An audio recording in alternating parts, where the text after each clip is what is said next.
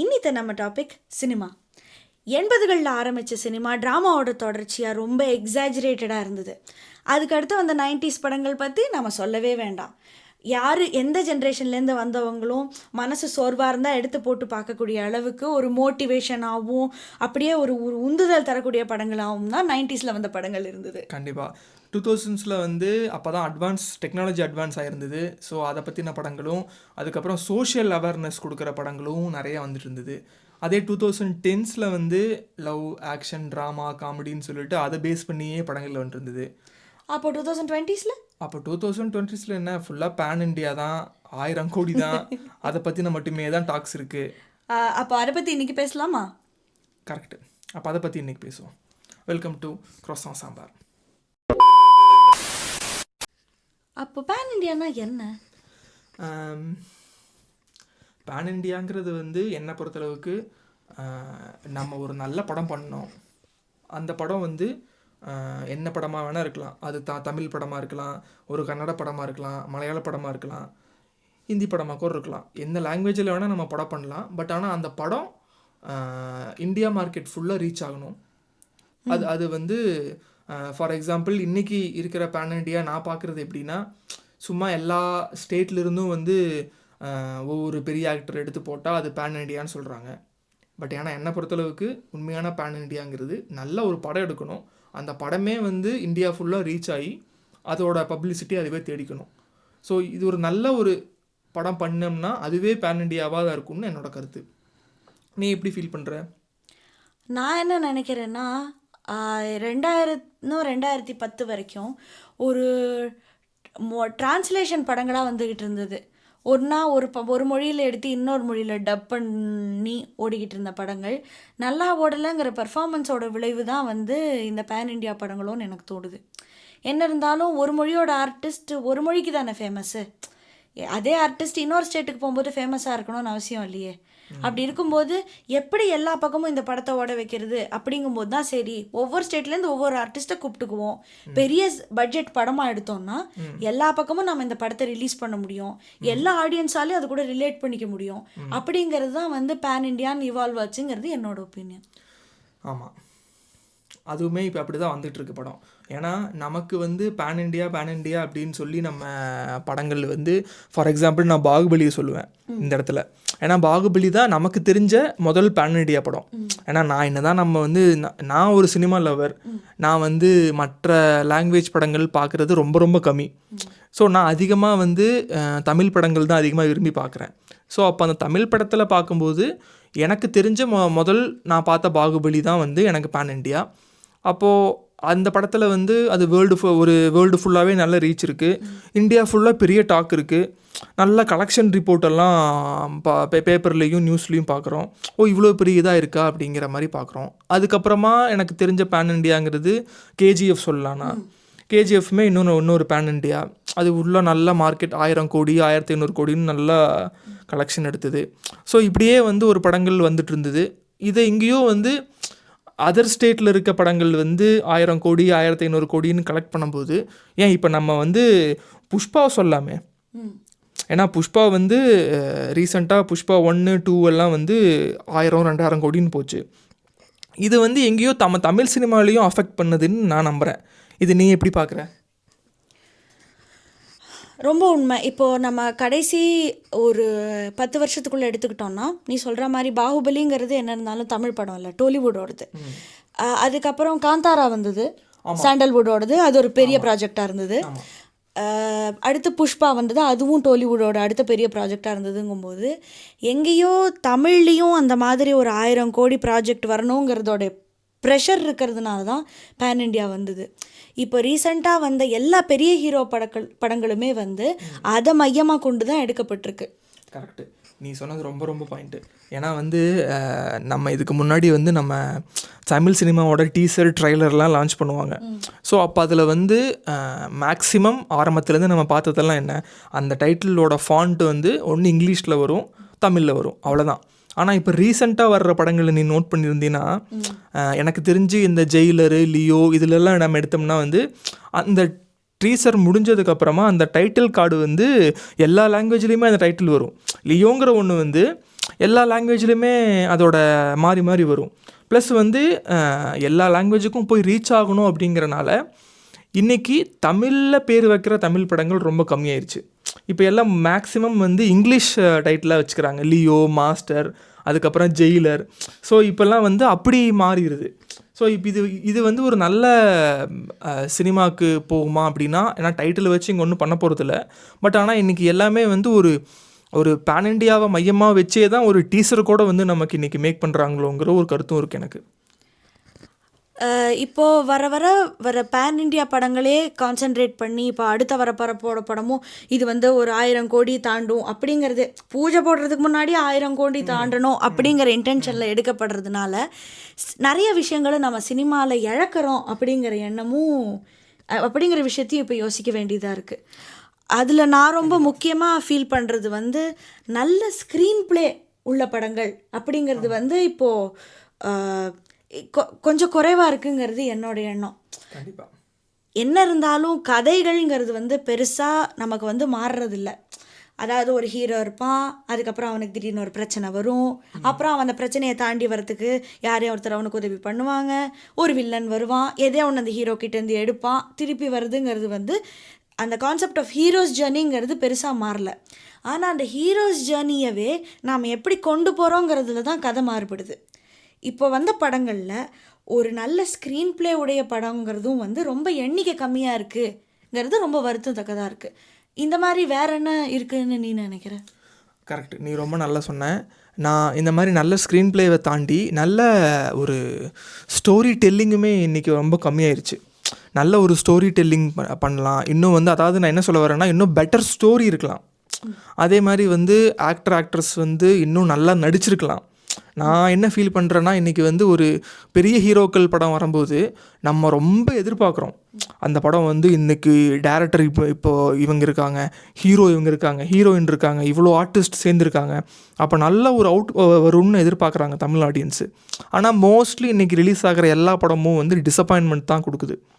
ஏன்னா அதுக்கு காரணம் நம்ம வெளியே வந்து என்ன சொல்கிறோன்னா, சப்பக்கட்டு தான் கட்டுறோம் நம்ம எல்லாருமே, அவங்க ஃபேன்ஸ் எல்லாருமே.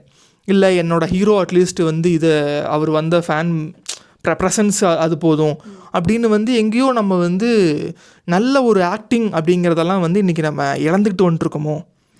குணச்சித்திர ஆட்களுமே இன்றைக்கி ரொம்ப ரொம்ப கம்மியாயிட்ட மாதிரியும் எனக்கு ஒரு ஃபீலிங் இருக்குது. இந்த இடத்துல நான் 2 விஷயம் சொல்ல விரும்புகிறேன். நீ வந்து இந்த செலிப்ரிட்டிஸ் கிட்டேருந்து நம்ம எதிர்பார்க்குறோம் அப்படிங்கிறதுக்கு அந்த இடத்துல வந்து ஆக்டர்ஸ் மட்டும் இல்லாமல் மியூசிஷியன்ஸ்கிட்டையும் நம்ம இதையே தான் எதிர்பார்க்குறோம்.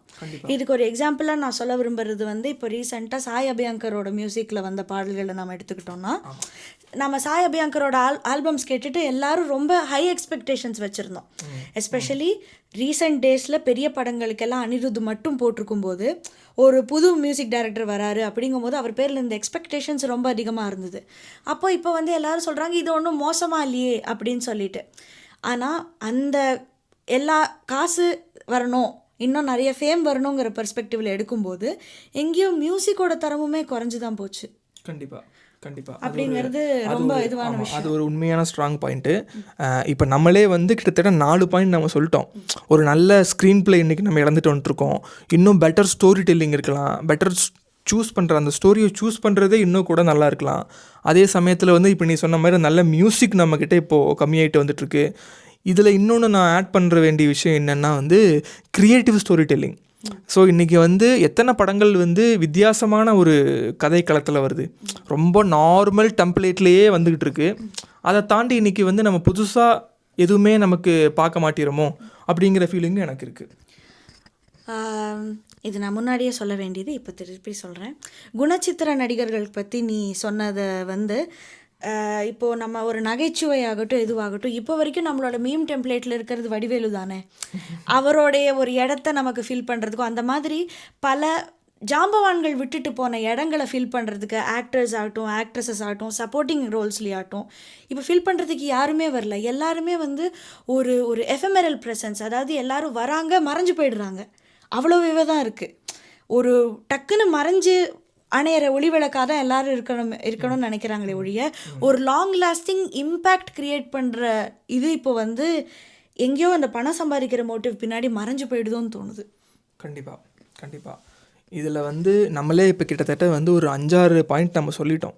இன்றைக்கி நம்ம வந்து இந்த வெறும் 1000 crores நம்ம படம் எடுத்தால் போதும், 1000 கோடி மட்டுமே கலெக்ட் பண்ணுற ஒரு இன்டென்ஷனில் இருக்கிற ப்ரொடியூசரும், அதுக்கு டைரக்ட் பண்ணணுன்னு வர டேரக்டரும், அதில் வந்து ஓகே இந்த ஒரு 1000 கோடி ப்ராஜெக்டில் நம்மளும் இருந்துட்டால் பரவாயில்ல அப்படின்னு சொல்கிற ஆக்டர்ஸும் இப்படி இருக்கனால நம்ம கிட்டத்தட்ட பாரு இப்போ நம்ம ஆடியன்ஸ் ஆகிய நம்ம இந்த மாதிரி நல்ல நல்ல விஷயங்களை இன்றைக்கி ஒரு தமிழ் சினிமாலேருந்து இழந்துக்கிட்டு வந்துருக்கோம். நான் ஏன் திரும்ப திரும்ப தமிழ் சினிமான்னு சொல்கிறேன்னா, பல ஸ்டேட்டில் இன்றைக்கி வந்து 1000 கோடி 2000 கோடின்னு கலெக்ட் பண்ணுற எவ்வளவோ ஸ்டேட்டில் நல்ல படம், அருமையான ஒரு படம் அப்படின்னு சொல்கிற விரல் விட்டு எண்ணிடலாம் ரிலீஸ் ஆகிறதுல. ஆனால் இன்னமும் வந்து நம்ம தமிழ்நாட்டிலையும் சரி கேரளாலையும் சரி இன்னும் தரமான படங்கள் வந்துட்டுருக்கு. அது வருஷத்துக்கு கண்டிப்பாக குறைஞ்சது ஒரு 5-10 நம்ம கண்ணில் பட்டுருது. இதே ஒரு ஒரு ஒரு படத்துக்கு ஒரு எடுத்துக்காட்டாக சொல்ல, நம்ம இது வரைக்கும் பேசினதை வச்சு. கண்டிப்பாக இப்போ நான் வந்து பெட்டர் ஸ்க்ரீன் ப்ளே அப்படின்னு நம்ம ஒன்று பேசணும். அதில் நான் வந்து டூரிஸ்ட் ஃபேமிலி சொல்லுவேன். ஏன்னா வந்து இப்போ ரீசெண்டாக வந்ததில் வந்து நல்ல என்கேஜிங்காக, அது ரொம்ப ஒரு ஃபுல்லி ஒரு பாசிட்டிவ் வைப்ஸ் உள்ள ஒரு படம் தான். அதில் வந்து வில்லன் கூட இருக்க மாட்டான். ஸோ வந்து ஒரு நல்ல ஆரம்பத்திலேருந்து இந்த மாதிரிலாம் நம்மளை சுற்றி இருக்க மாட்டாங்களா அப்படிங்கிற மாதிரி ஒரு படமாக இருக்கும். ஆனால் அந்த ஸ்க்ரீன் ப்ளே நீ நோட் பண்ணினா ஆரம்பத்திலிருந்து கிளைமேக்ஸ் வரைக்கும் நம்மளுக்கு வந்து எங்கேயுமே ஒரு தொய்வு இருக்காது. நல்லா போயிட்டே இருக்கும். இடையில காமெடி வரும், சில சாங்ஸ் வரும், எமோஷன் கனெக்ட் ஆகும், எல்லாமே நல்லா அந்த ஸ்க்ரீன் ப்ளே வந்து நம்மளுக்கு. ஏன்னா அந்த மாதிரி படங்கள் நம்மளை ஈஸியாக போர் அடிக்க வச்சிரும் சினிமாவில் ஒரு தியேட்டரில் உட்காந்து பார்க்கும்போது. ஏன்னா பெரிய ஹீரோஸ் கிடையாது, பெரிய படமும் இல்லை. அப்படிங்கும்போது அந்த ஸ்க்ரீன் ப்ளேவை நீ எந்தளவுக்கு ஹேண்டில் பண்ணுறங்கிறது உனக்கு இருக்குது. இந்த இடத்துல நான் இன்னொன்று ஆட் பண்ண விரும்புகிறேன். என்னென்னா, டூரிஸ்ட் ஃபேமிலிங்கிறது ஒரு பெரிய புது கதையும் இல்லை. கண்டிப்பாக. ஏன்னா அது ரொம்ப ஒரு ட்ரோப். அது வந்து நமக்கு ஆல்ரெடி தெரிஞ்சது தான். நல்லவங்களாக இருப்பாங்க, நல்லா வாழ்வாங்க அப்படிங்கிறது ஒரு ட்ரோப்பு கிட்டத்தட்ட 90sலேருந்து இருக்கிறது தான். அப்படி இருக்கும்போது நீ சொல்கிற மாதிரி அந்த ஸ்க்ரீன் ப்ளே தான், அந்த தொய்வில்லாத ஸ்க்ரீன் ப்ளே தான் அதை வந்து இப்போ ஓட வச்சிருக்கு. கண்டிப்பாக. நீ இன்னொரு உனக்கு எதாவது எக்ஸாம்பிள் தெரியுதா? நான் இந்த இடத்துல நான் ரொம்ப என்னோட மனசுக்கு க்ளோஸாக ஃபீல் பண்ண படம்னு பார்த்தா அது வந்து மெய்யழகன் தான். கண்டிப்பாக. ஏன்னா சீரியஸ்லி அந்த படத்தை பார்த்துட்டு ரொம்ப ஒரு நல்ல அதாவது எல்லா படங்களை பார்த்தால் நல்ல படங்கள் நிறைய பார்க்கும்போது நமக்கு ஒரு எஃபெக்ட் இருக்கும் மனசில். அப்படி இருக்கும்போது மெய்யழகன் வந்து ரொம்ப ஒரு மனசை ஆழமாக பாதித்த ஒரு படம். ஃபீல் குட் மூவி தான். அந்த இடத்துல நான் வந்து ரொம்ப எம்ஃபசைஸ் பண்ணி சொல்ல விரும்புகிறது என்னென்னா, அந்த படத்தோட மியூசிக். அதாவது ஒரு ஜாரியான மியூசிக் இருக்கிற நம்மளோட காலகட்டத்தில் ஒரு இதமான ஒரு மியூசிக்கு போட்டு நம்மளை அந்த மியூசிக் மூலமாகவும் அந்த சின்ன சின்ன டயலாக்ஸ் மூலமாகவும் அந்த கதையை அவங்க கடத்திட்டு போயிருக்கிற விதம் வந்து ரொம்ப ஒரு காலத்துக்கும் நிலச்சி நிற்கும் அப்படிங்கிறத காட்டியிருக்கு இந்த படம். கண்டிப்பாக எனக்குமே ரொம்ப ஃபேவரட்டான மூவி தான். அதே மாதிரி நான் இன்னொன்று வந்து இப்போது நம்ம பெட்டர் மியூசிக்னு ஒரு படம் இப்போ நீ சொன்ன மெய்யழகன் எடுத்துக்கலாம். அதுக்கப்புறம் நம்ம டூரிஸ்ட் ஃபேமிலியும் நல்ல ஸ்க்ரீன் ப்ளே பார்த்துட்டோம். இன்னும் வந்து நல்ல ஆக்டிங் நம்ம சொன்ன மாதிரி இதெல்லாம் மிஸ் பண்ணிகிட்ருக்கோம். அப்படிங்கிற டைமில் நான் என்ன படம் சொல்லுவேன்னா JBB சொல்லுவேன். ஸோ நம்ம ஊர்வசிமா நடித்த படம் வந்து கிட்டத்தட்ட வந்து அது பெருசாக போகலை, தியேட்டரில் அவ்வளோ ஆடியன்ஸ் புல் இல்லை படத்துக்கு. பட் ஆனால் வந்து கிரிட்டிக்ஸால் ரொம்ப வரவேற்பு வாங்கின ஒரு படம். நல்ல அது ஆனந்த விகடன் அவார்ட்ஸ் மாதிரி நிறைய விகடன் அவார்ட்ஸும் வாங்கியிருந்திருக்கு. அந்த படத்தில் அந்த ஆக்டிங், நீ ஊர்வசி அம்மாவோட ஆக்டிங்கை தாண்டி அதில் நடித்த எல்லாருமே நல்லா நடிச்சிருப்பாங்க. அந்த மாதிரி வந்து ஒரு ஹோல்சமாக ஒரு படத்தில் ஒருத்தர் மட்டும் இல்லை, லீட் ரோல்காரங்க மட்டும் நல்லா நடிக்கக்கூடாது, இதில் ஒரு சின்ன சின்ன ஆர்டிஸ்ட் கூட நானும் நடிப்பேன் அப்படிங்கிற அந்த ஒரு போட்டு நடித்ததுனால அந்த படம் எவ்வளோ ஒரு இம்பேக்டை க்ரியேட் பண்ணிச்சு. அந்த மாதிரி அம்மாட்கள் இன்றைக்கும் நம்ம ஊரில் கைவிடப்பட்டு இருக்காங்க. அதை பேசின ஒரு படம் ரொம்ப எனக்கு அருமையாக பட்டுச்சு. அது வந்து ஒரு நல்ல ஆக்டிங் படமாக நான் பார்க்குறேன். நீ சொல்கிறத நான் ரொம்ப ஒத்துக்கிறேன். ஊர்வசி அம்மாவோட நடிப்பு எல்லாருக்கும் தெரிஞ்சது தானே. கிட்டத்தட்ட 30-40 வருஷமாக கிட்டத்தட்ட அவங்க சினிமாவில் இருக்காங்க. அவங்க கொடுத்தது எல்லாமே மாஸ்டர் பீசஸ் தான். பட் அவங்க பசங்களாக நடிச்சிருந்தவங்களும் சரி, அவங்க பொண்ணாக நடிச்சிருந்தவங்களும் சரி, அந்த நிஜமாக அந்த இடத்துக்கு நம்மளை கடத்திட்டு போனது வந்து அவங்களோட ஆக்டிங் தான். இந்த லிஸ்ட்டில் வந்து நான் சொல்ல விரும்புகிற இன்னொரு படம் வந்து நம்ம லப்பர் பந்து. நல்ல படம். ஏன்னா வந்து எனக்கு டக்குன்னு லப்பர் பந்து ஞாபகம் வந்தது காரணம் என்னன்னா நம்ம அட்டகத்தி தினேஷ் அவர்கள் 2 படத்துலையும் நடிச்சிருக்காருங்கிறதுனால எனக்கு இங்கேருந்து அந்த படத்துக்கு டக்குன்னு மனசு போயிடுச்சு. ஆமாம், இதுலேயும் நடிச்சிருக்காரு, அதில் இருக்காரு. கரெக்டு. அதாவது சமூகத்தில் இருக்கிற இனீக்வாலிட்டிஸை பேசுகிற படங்கள் பலது வந்தாலும் இது வந்து ஒரு ஸ்போர்ட்ஸ் மூலமாக, அதாவது ஸ்போர்ட்ஸ் மூலமாக இனீக்வாலிட்டிஸ் பேசுகிற படங்களே ஏற்கனவே வந்துருச்சு, நிறைய வந்துருச்சு. ஆனால் அந்த ஸ்போர்ட்ஸ் மூலமாக இனீக்வாலிட்டிஸ் கொண்டு போகிற படத்தை ரொம்ப அருமையாக ரொம்ப நுணுக்கமாக எடுத்துகிட்டு போயிருந்தாங்க. இந்த படத்துலேயும் எனக்கு மியூசிக் ரொம்ப பிடிச்சிருந்தது. கண்டிப்பாக இதுலேயும் ஒரு நல்ல மியூசிக் இருந்தது. அதுக்கப்புறம் நம்ம இன்னொன்று பற்றி பேசணும், க்ரியேட்டிவ் ஸ்டோரி டெல்லிங்.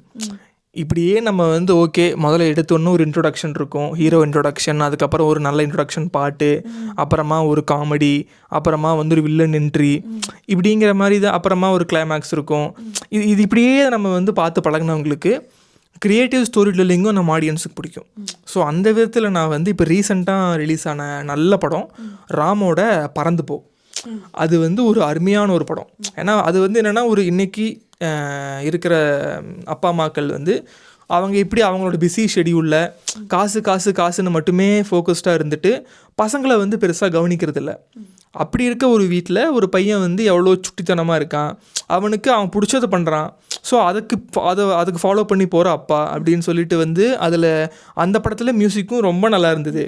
அதில் வந்து கிட்டத்தட்ட ஒரு 17-19 சாங் இருந்ததுன்னு நினைக்கிறேன். ஸோ அது மியூசிக்கில் அதுவுமே நல்ல ஒரு படம் தான். ப்ளஸ் நல்லா க்ரியேட்டிவாக சொல்லியிருப்பார் ராம் வந்து ஒரு பெரிய இன்டென்ஸாக வந்து ஒரு பேரன்பு மாதிரி ஒரு படம் கொடுப்பாரு, தங்க மீன்கள் மாதிரி இப்படியே ஒரு படம் எடுத்துகிட்டு இருப்பார். ஒரு ஜாலியாக எடுக்க மாட்டாரா அப்படின்னு நினச்ச பல பேரில் நானும் ஒருத்தர். அப்படி அவர் எடுத்த படம் பறந்துப்போ எனக்கு ரொம்ப ஒரு க்ரியேட்டிவாக இருந்துச்சு. இந்த பறந்து போல வந்து நான் 2 விஷயம் சொல்ல விரும்புகிறேன். ஒன்று வந்து இது சமூகத்தை எப்படி காட்டுது இந்த படத்துலங்கிறது. அதாவது இந்த படத்தில் காட்டுற அப்பா அம்மா கேரக்டர் வந்து பெருசாக சம்பாதிக்கணுங்கிறதுக்கு வேண்டி சம்பாதிக்கிறதுக்கு போல்.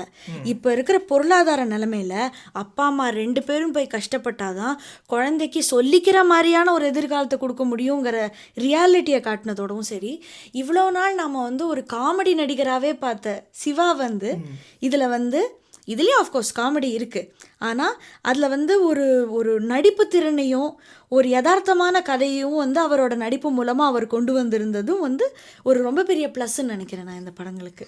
ரொம்ப ப்ளஸ். ஐ திங்க் இப்போ நம்ம வந்து ஒரு 5-6 எலிமெண்ட்டை பேசிட்டோம். சினிமாவில் நம்ம இன்றைக்கி வந்து 1000 கோடி பேன் இண்டியா அப்படின்னு சொல்லிட்டு இந்த ஒரு நல்ல நல்ல விஷயங்கள் எல்லாத்தையுமே நம்ம தமிழ் சினிமா இப்போ வந்து மறந்து இழந்துக்கிட்டு வருது. ஆமாம், ரொம்ப இழந்துக்கிட்டு வருது. ஏன்னா இப்போ நம்ம ஒன்று வந்து இப்போ வந்து ஒரு வேளை வந்து பார்க்குறவங்களுக்கு எப்படி இருக்கும்னா, நம்ம வெறும் ஃபீல் குட் மூவியாக சொல்கிறோம், அதை பற்றி மட்டுமே பேசுகிறோம். அப்போ கமர்ஷியல் படம் இங்கே வந்து சக்ஸஸ் ஆகலையா, தமிழ் சினிமாவில் அப்படி படமே வரலையா? ஆக்சுவலாக நம்ம வந்து ஒரு இப்போ கமர்ஷியல் படத்துக்கு எகெயின்ஸ்டாக இல்லை. இங்கே வந்து நம்ம சொன்ன அந்த பிளாட், நல்ல ஸ்க்ரீன் பிளே, நல்ல ஸ்டோரி இருக்கணும், நல்ல ஆக்டிங் இருக்கணும், அப்படி நம்ம சொன்ன நல்ல பெட்டர் மியூசிக் இருக்கணும், இது எல்லாமே தானே ஒரு படம். அப்போது இது எல்லாத்தையும் இன்றைக்கி ஃபோக்கஸ் பண்ணாமல் ஜஸ்ட்டு ஒரு 1000 கோடி என் படம் நல்லா 1000 கோடி, முதல்ல 1000 கோடி யார் பண்ணுது அப்படின்னு இன்றைக்கி தமிழ் டைரக்டர்ஸ் வந்து போட்டு பண்ணுறது வந்து ரொம்ப பார்க்க வந்து, ப்ளஸ் ப்ரொடியூசர்ஸுமே வந்து இதுக்காக வந்து ரொம்ப மெனக்கெட்டு அதை ப்ரொமோஷன் ஆஃப்கோர்ஸ் பண்ணணும். பட் இங்கே வந்து நம்ம அதுக்கு மட்டுமே நம்ம போயிட்டோமோ அப்படின்னு ரொம்ப பெரிய ஒரு வருத்தமாக இருக்குது எனக்கு. நம்ம முதல்ல வீடியோவில் தொடக்கத்தில் நீ சொன்ன மாதிரி ஃபேன்ஸுமே கூட பெரிய ஹீரோஸ் கிட்டேருந்து ஒரு கதை, நம்ம வந்து ஒரு நல்ல ஒரு சமூகத்துக்கு தேவையான ஒரு விஷயத்தை கொண்டு வரணும், இல்லை ஒரு நடிப்பு இருக்கணும், இல்லை ஒரு நல்ல கதை இருக்கணுங்கிறத மீறி அந்த கமர்ஷியல் ஆஸ்பெக்ட் மேலோங்கிட்டதுனால சும்மா ஒரு மாஸ் இருக்கணும், ஒரு 4 ஃபைட் இருக்கணும், ரத்தம் தெறிக்க இருக்கணும், ஒரு ரொமான்ஸ்னாலும் அதுக்கு அடுத்து ரொமான்ஸுக்கு அடுத்த ஸ்டெப் மீறி அது வல்கராக இருக்கணும், அப்படிங்கிற வல்காரிட்டி இப்போ வந்து இந்த கமர்ஷியலைசேஷனால் ரொம்ப அதிகமாக போயிடுச்சு. கண்டிப்பாக. இதில் இன்னொன்று நான் ஆட் பண்ண வேண்டியது என்னென்னா, நம்ம எல்லாத்துக்கும் வந்து விக்ரம் மூவி ரொம்ப பிடிக்கும், லோகேஷோட. அகெயின் ஏன்னா கைதிக்கு அப்புறம் வந்து ஒரு யூனிவர்ஸை க்ரியேட் பண்ணார்.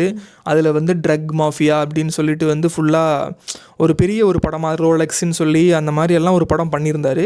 அது நல்ல வரவேற்பு கிடச்சிது. ஆனால் அதுக்கப்புறம் அவர் பண்ண லியோ ஆகட்டும், இப்போ ரீசெண்டாக வந்த கூலி, இதில் வந்து மக்களுக்கு வந்து ஒரு சலிப்பு தட்டிருச்சோன்னு எனக்கு தோணுது. ஏன்னா இங்கே வந்து ரொம்ப நீங்கள் வந்து வெறும் வயலன்ஸாக நீ சொன்ன மாதிரி வந்து ஃபுல்லாக வல்கராக ரொம்ப இன்றைக்கி வந்து ரொம்ப இன்டென்ஸாக படம் இருக்கோ, எங்கேயோ நம்ம எதிர்பார்க்குற அந்த பழைய ஒரு ஃபீல் குட்டோ இல்லை ஒரு கமர்ஷியல் படத்தில் இருக்கிற ஆஸ்பெக்ட்டுமே இன்றைக்கி இல்லாமல் தாண்டி கொஞ்சம் இன்னும் நம்ம இன்டென்ஸாக போனால் தான் அடுத்த லெவலுக்கு போக முடியுமோன்னு சொல்லி ரொம்ப பண்ணுற மாதிரியும் எனக்கு தோணுது. எங்கேயோ வந்து இந்த பெரிய ஸ்கேல் கமர்ஷியல் படங்களால் நம்ம எல்லா விஷயங்களுக்கும் டீசென்சிட்டைஸ் ஆகிட்டோங்கிறது என்னோட ஃபீலிங். எல்லாத்தையும் பார்த்தாலும் நமக்கு ஒரு எம்பத்திங்கிறது ஒன்று இல்லாமல் போச்சு. நம்மளுக்கு வந்து நம்ம சின்ன வயசில் படங்கள் பார்க்கும்போது நம்ம வந்து ஒரு எடுத்துக்காட்டுக்கு சொல்கிறதா இருந்தால் முத்து படத்தில் ரஜினி அடி வாங்கும்போது நாம் வந்து கேவி கேவி அழுத ஜென்ரேஷன் நாம். இப்போ வந்து யாரே ஒருத்தர் அப்படி அடி வாங்கினாலும் ரத்தம் தெரிச்சாலும் தலையே துண்டாய் போனாலும் நம்மளுக்கும் சரி, அதில் இப்போ வந்திருக்கிற ஜென்ரேஷனுக்கு சுத்தமாக எம்பத்தினே ஒன்று இல்லாமல் போயிடுச்சு. கண்டிப்பாக கண்டிப்பாக இது அதான் இப்போ நம்ம வந்து இவ்வளோ பேசிட்டோம். இது எல்லாமே இப்போ நான் இன்னொன்று ஒரு எக்ஸாம்பிளுக்கு சொல்கிறேன். இது வந்து வரப்போகிற ஒரு படம், சன் பிக்சர்ஸில் வந்து ஒரு படம் அட்லி டைரக்ட் பண்ணுறாரு. அல்லு அர்ஜுன் ஹீரோ, ஒரு பெரிய ஒரு ப்ராஜெக்ட்டு, கிட்டத்தட்ட 800 கோடி பொருட் செலவில் பண்ணுறாங்க. அஃப்கோர்ஸ் நல்ல படமாக வரட்டும், பெரிய இன்டர்நேஷ்னல் லெவலில் ரீச் இருக்கட்டும், அது எல்லாமே சரி. அதே மாதிரி வந்து ஜெயிலர் 2 வருது. பட் ஆனால் இந்த படங்கள்லாம் வந்து ரியாலிட்டியை பேசுமா, நம்ம பார்த்த பழைய படங்களோட எஃபெக்ட் நமக்கு கிடைக்குமா, அந்த ஒரு ஃபீல் குட் இன்னும் ஒரு 10 வருஷம் கழித்து அந்த படம் நான் கேடிவியில் போடும்போதும் அந்த படத்தை நான் பார்த்து ரசிப்பேனா, ஒரு விளம்பரம் முடிச்சுட்டு டக்குன்னு அதை நான் திருப்பி போட்டு பார்ப்பேனா. நம்ம இன்றைக்கும் வந்து டிவியில் கமர்ஷியல் படமாக சொல்கிற முதல்வன் படத்தை எவ்வளவோ டிவியில் போட்டாலும் நம்ம எல்லாருக்கும் வந்து பார்க்குறோம், சலிக்காமல் பார்க்குறோம். அந்த மாதிரி படங்கள் இந்த மாதிரி இனிமேல் கிடைக்குமா? வெறும் பேன் இண்டியா, ஓகே இன்றைக்கி 1000 கோடி 2000 கோடி 3000 கோடின்னு இப்படி ஃபுல்லாக பிஸ்னஸ் ஓரியன்டாக மட்டுமே இருக்கிறது ரொம்ப வருத்தம் அளிக்குது. இந்த இதில் வந்து நான் இன்னும் 2 படங்கள் பற்றியும் ஆனரரி மென்ஷன், அதாவது ஃபீல் குட் ஃபிலிம்ஸை பற்றி மட்டுமே பேசிகிட்டு இருக்கோம் அப்படின்னு இருக்கக்கூடாது அப்படிங்கிறதுனால நான் வந்து நம்ம ஜெய்பீம் படத்தையும் அயோத்தி படத்தையும் இங்கே வந்து மென்ஷன் பண்ணணும்னு நினைக்கிறேன். கண்டிப்பாக கண்டிப்பாக. ஏன்னா நம்ம சொன்ன எல்லா விஷயங்களுமே, அதாவது ஒரு ஸ்க்ரீன் பிளே, ஸ்டோரி, மியூசிக்லேருந்து எல்லாமே இருந்த படங்கள் இது 2மே. அப்போது அந்த மாதிரியான ஒரு இம்பேக்ட்ஃபுல் படங்களை க்ரியேட் பண்ணுறதுல தான் நம்மளோட ஃப்யூச்சர் டைரக்டர்ஸும் ஃப்யூச்சர் ப்ரொடியூசர்ஸும், ஏன் நம்ம ஃப்யூச்சர் வியூவர்ஸும் நம்மளோட இன்டென்ஷனுமே அதுவாக தான் இருக்கணும்னு நான் நினைக்கிறேன். கண்டிப்பாக. ஏன்னா இது ஒரு நல்ல பாயிண்ட் நீ சொன்னது, நானே மறந்துட்டேன் ஆக்சுவலாக. ஏன்னா இந்த 2 படங்களும் சமூகத்தில் ஒரு மாற்றத்தை க்ரியேட் பண்ணியிருக்கு. ஜெய்பீம்னால் வந்து அந்த ஒரு சமூகத்தில் இருந்து வந்தாங்க, இருளர் சமூகம்னு சொல்கிறாங்க. ஸோ அந்த சமூகத்தில் இருக்கவங்களுக்கு இன்றைக்கி நிறையா அவங்களுக்கு கவர்மெண்ட்லேருந்து உதவிகள் கிடச்சிருக்கு. அதே மாதிரி வந்து அயோத்தியில் வந்து அந்த பிரச்சனையை பேசினதுனால இனிமே வந்து அந்த மாதிரி ஒருத்தங்க இறந்துட்டாங்க, அவங்கள நம்ம வந்து டிரான்ஸ்போர்ட் யூஸ் பண்ணி நம்ம வந்து ஒரு ஏரில் நம்ம வந்து ஒரு இடத்துக்கு எடுத்துகிட்டு போனோம்னா அதுக்கு இன்றைக்கி நிறைய உதவிகள் கவர்மெண்ட் இன்றைக்கி செஞ்சு கொடுத்துருக்கு. ஸோ இந்த மாதிரி நம்ம எடுக்கிற படம் மூலியமாக சமூகத்தில் இருக்கிற மாற்றமும் நம்மளுக்கு கிடச்சிட்ருக்கு. பட் ஆனால் இதை நம்ம இங்கே உட்காந்து பேசுகிறோம். பட் ஆனால் இதுக்கு மேலே வந்து எகெயின் இந்த 1000 கோடி 2000 கோடின்னு இதை நோக்கி மட்டுமே தமிழ் டைரக்டர்ஸ் ஓடிட்டுருப்பாங்க. பட் ஆனால் இது இப்படி இருக்கக்கூடாதுங்கிறது என்னோட ஒரு சினிமா லவராக ஒரு கோரிக்கை. ஒரு பர்டிகுலர் ரெவென்யூக்கு மேலே தாண்டினா சொசைட்டிக்கு நீங்கள் எதையும் பண்ணணும்னு நம்ம கம்பெனிக்கு சட்டங்கள் விதிச்சிருக்கோம், கார்ப்பரேட் சோஷியல் ரெஸ்பான்சிபிலிட்டி. அதை விட அதிகமான சோஷியல் ரெஸ்பான்சிபிலிட்டி இருக்கிற படங்களை டைரக்ட் பண்ணுற இயக்குனர்களுக்கு அந்த பொறுப்பை யார் சொல்லிக் கொடுக்க போகிறா? நம்மளை விட்டால் வேறு யார் சொல்லித்தர போகிறா? பேசுவோம். நன்றி.